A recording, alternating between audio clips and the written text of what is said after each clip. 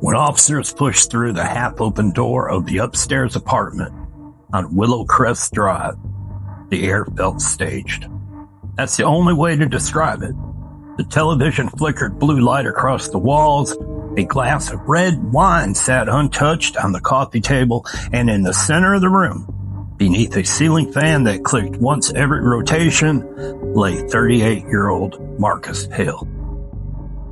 And he's been dead for hours. But someone had stayed. Because you don't pour wine and turn on a television after you've killed someone, unless you're not finished.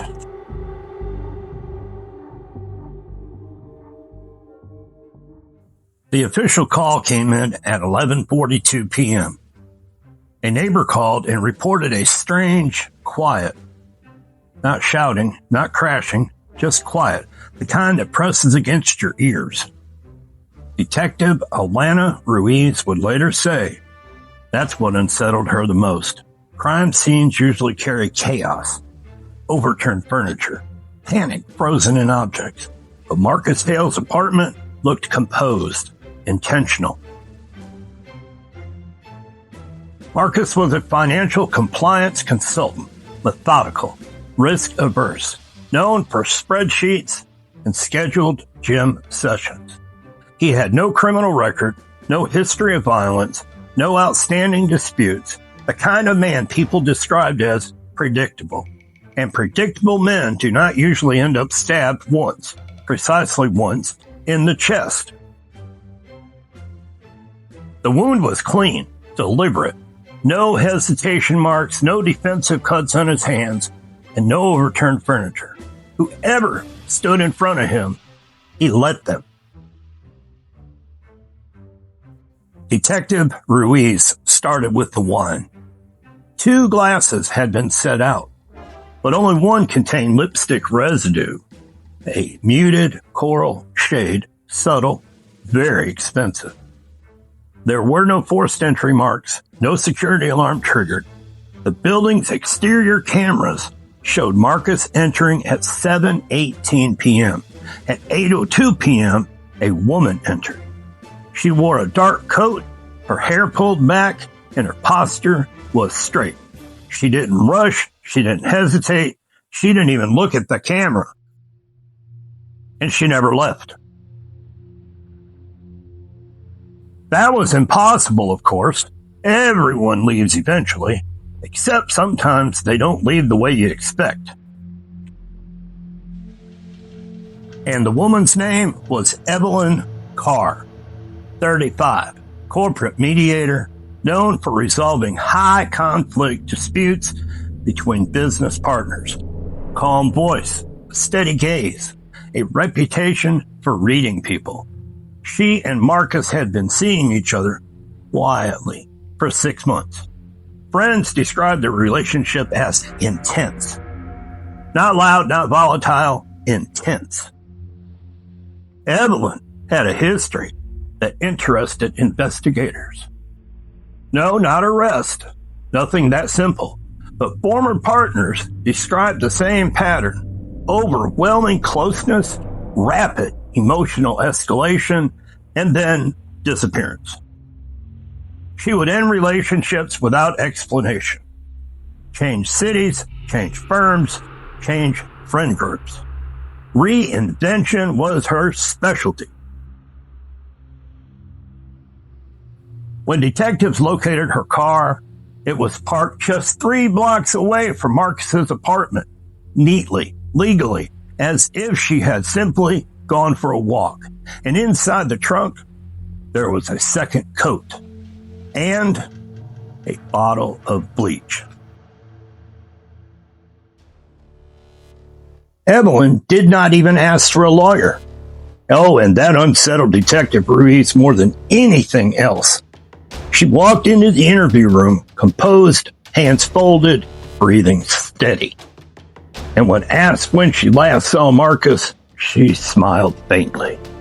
Earlier that evening, she said. We had wine. We talked.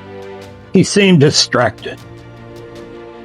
Her tone never shifted. Not when shown the security footage, Not when told her car had been located nearby. Then Ruiz asked a different question. Did Marcus ever disappoint you?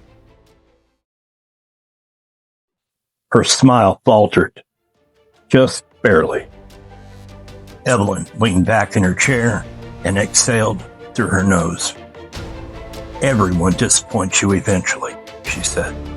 The mistake is believing that they won't. It wasn't jealousy. It wasn't money. It was humiliation.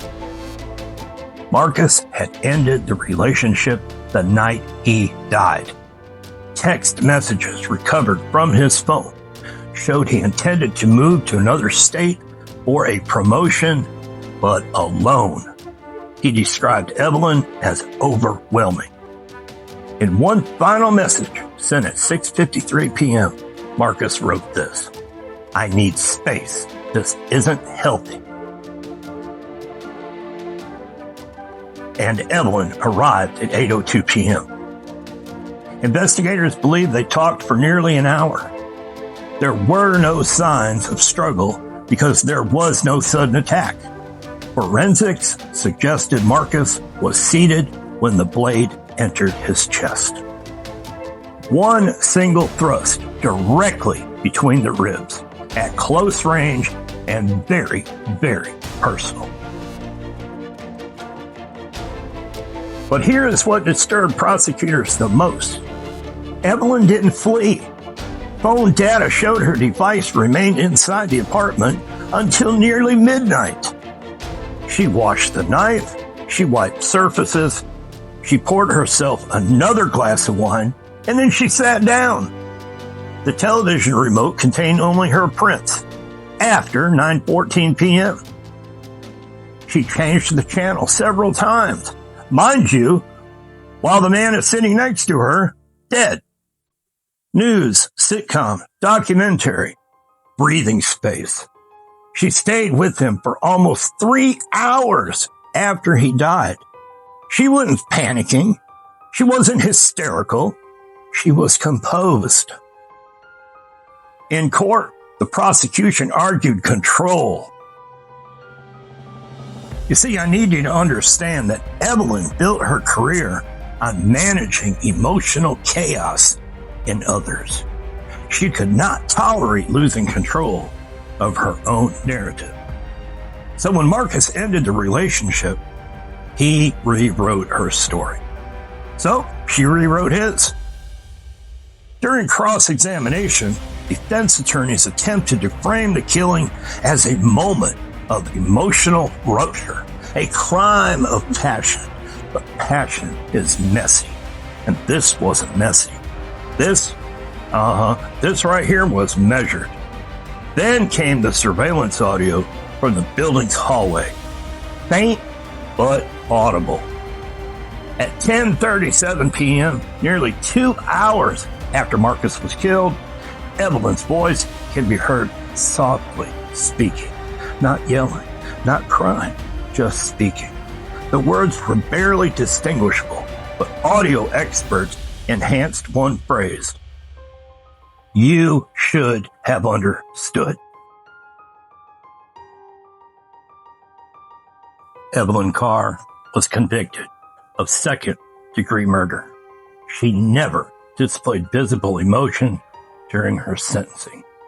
And when asked if she wished to address the court, she stood, adjusted the sleeve of her blazer, and said this: I did not plan this, but I will not pretend I regret defending myself from abandonment.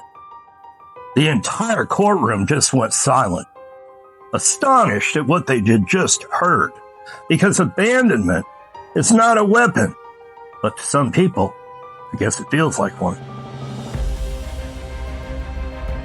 Detective Ruiz would later say the case changed how she understood violence.